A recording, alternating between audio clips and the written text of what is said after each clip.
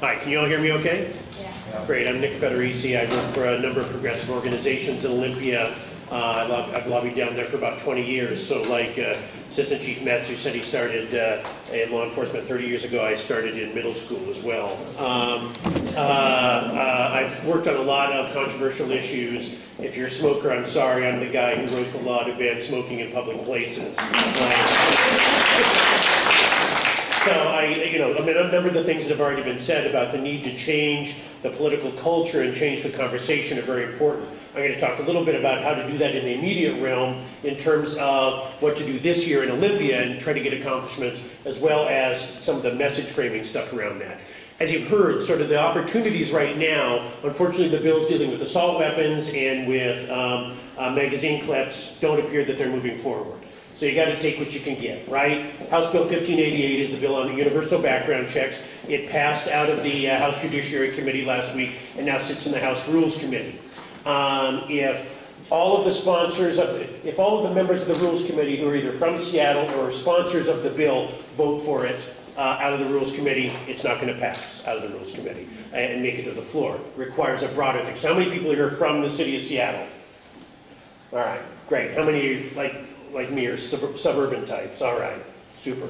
So it takes a village, right? It takes a village to pass a bill. We need, it's called the Rule of 76. 50 votes in the House of Representatives, 25 votes in the state Senate, and the governor's signature. Without that, we can't get it done. So it's a matter of trying to move that. House Bill 1588, I think, as has been said, is the major thing that needs to happen this legislative session. The other piece is, as has been mentioned by others, mental health funding.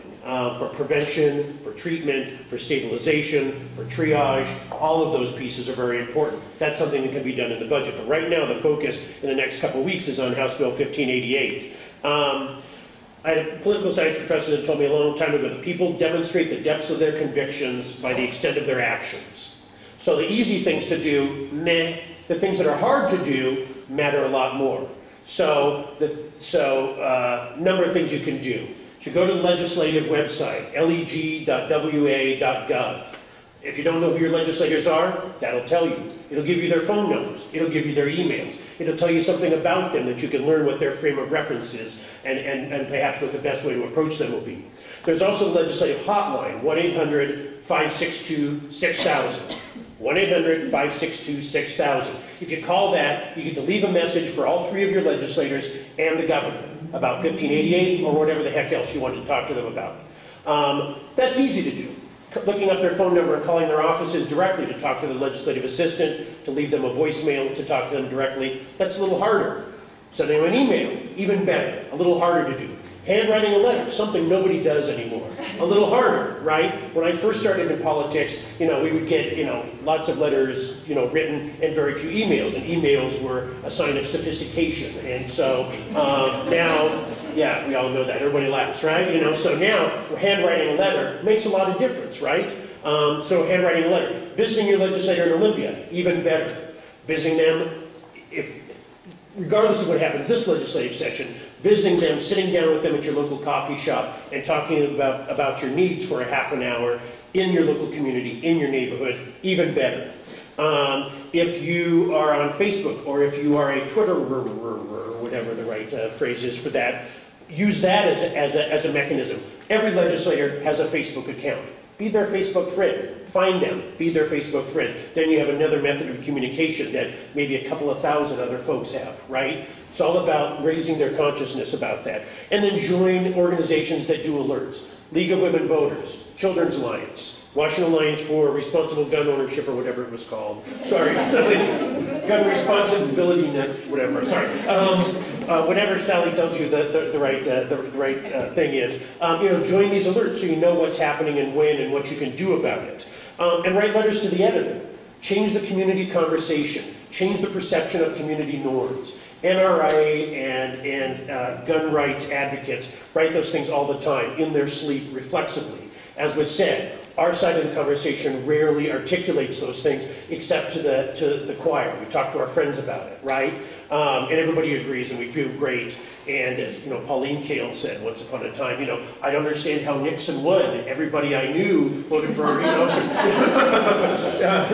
McGovern, right? So lots of people out there didn't vote for McGovern. You need to talk to them. You need to talk to your friends. You need to talk to your neighbors. You need to talk to your sister-in-law who you only see at Thanksgiving. You need to talk to your parents. You need to talk to your friends you went to high school with. You need to talk to everybody you can, because again, Seattle can't get it done.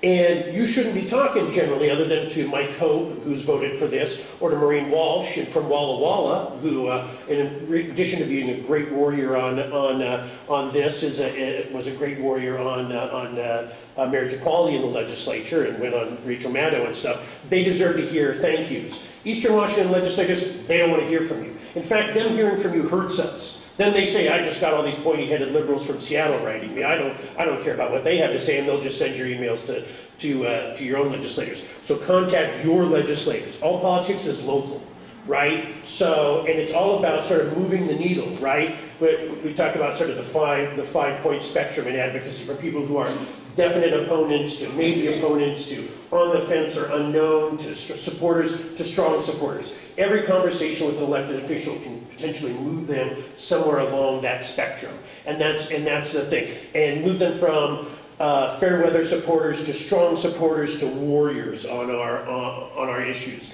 And so that's the point of this. Even if you're talking to somebody who's already part of the choir, who's an elected official, hearing from 15 more folks or 50 more folks or 500 more folks from their constituents in Seattle or wherever, from their district, makes all the difference in the world. Mike Hope, the Republican that from Mill Creek that voted for the legislation in the House Judiciary Committee, thank goodness he did, because one of the Democrats, Steve Kirby from Tacoma, voted against it.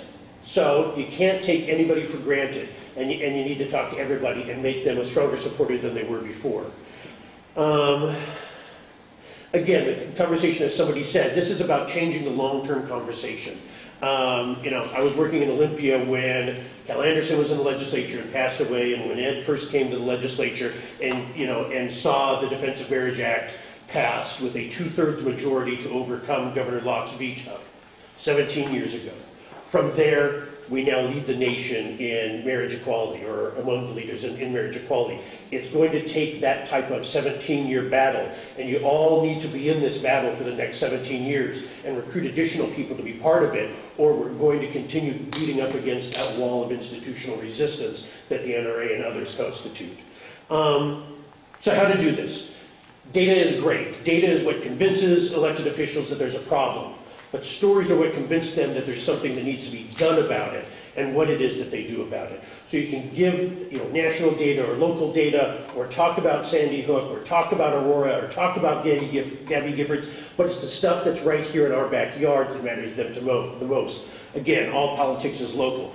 The school shooting in Moses Lake in 1996, Cafe Racer, the Jewish Federation, other examples that Officer Metz gave. Those are things in our backyard that show that we're not safe in our community, that anybody can be a victim of gun violence at any time. And talk about why that matters to you. Why should they listen to you? You're a constituent. You're a voter in their district. You're a mom. You're a grandparent, whatever. What is it that makes you interested in this? You're a victim of gun violence. God bless you for coming out of that, for coming out on that. Just like more people coming out on marriage equality and gay rights helped to move that needle with more and more folks. And again, not talking about regulation or gun control, and not talking about the other side. Wayne LaPierre may be the Antichrist. Can I say that in this church? In this church you can. Thank you. Wayne LaPierre may be the Antichrist. But it doesn't get us anywhere to say that. Vilifying the other side, being angry, doesn't do any good. It's like the old song my parents would drill into me when I was in a bad mood. Accentuate the positive, right? Talk about the things that you want them to do. Talk to them about the way the world can be if they take positive action and why you want them to do that. Talk to them about the types of connections you have with them. You're in the Rotary Club with them. You go to the same church as them. You're the same denomination as them. You have kids in the same school district as them. You've met them 3 times on the campaign trail. They knocked on your door. You voted for them. Whatever. positive things, positive reinforcement to talk about why they should give a rip to listen to you. And again, don't talk about regulation or gun control. It's about kids, it's about school safety, it's about responsible gun ownership, it's about universal background checks, or closing the gun show loophole, or your right to feel safe in your neighborhood and in your home and in your community and in your child's school, or keeping guns out of the hands of felons or criminals, or making it a safer world, or responsible gun ownership. But keep it on those types of positive messages. And look on the legislative website, again, leg.wa.gov. Look to see who your legislators are, and if they've sponsored the bill, if they've already voted for the bill, thank them for that and urge them to vote for it again when it comes to the floor of the House of Representatives and the floor of the State Senate or the House Rules Committee or whatever. This is a sequential process. So right now we've got to be laser focused on getting 13 votes out of the 25 members on the House Rules Committee. And again, if we can get all the folks who are sponsors and the folks who are from the city of Seattle and one more person, any person, I don't care why, I don't care who, I never question why they push the green button, as long as they push the green button when I ask them to.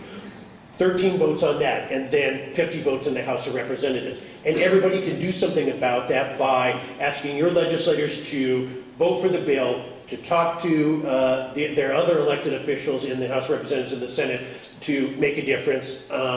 And again, to talk to all of your friends, family, neighbor, no matter where they live. The farther away they live in the state of Washington, the better. In this case, it's going to take a village and an entire community of the state to make sure that we're all safe. Thank you.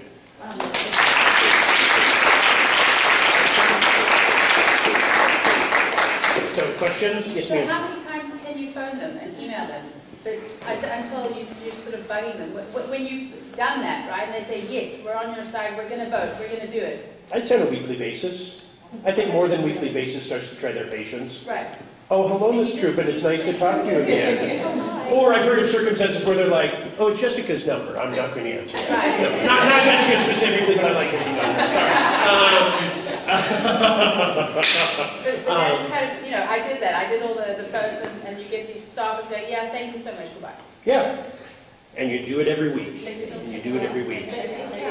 And they do count, absolutely. When I worked, when I worked as a legislative assistant in Oregon many years ago, the legislator I worked for jokingly showed me, as he's going to the floor, he says, I don't know anything about this bill I'm going to vote on. He says, let's see what public opinion says. He says, well, I got 2 letters in support and 1 letter in opposition. I guess public support in our district is running 2 to 1 in favor of this bill, and I'll vote for it. Yeah. That's not necessarily accurate, but that's an example, if they see that they've gotten 350 hotline calls in favor of it and 20 against. I mean, legislators even reference that in their floor speeches. I've only heard from 5 people in my district that they support this and 50 against, so I'm going with the folks in my district. And so if we, as good Seattle liberals, continue to, just be nice and do the right thing and then sit back and hope that the best happens, we're going to lose.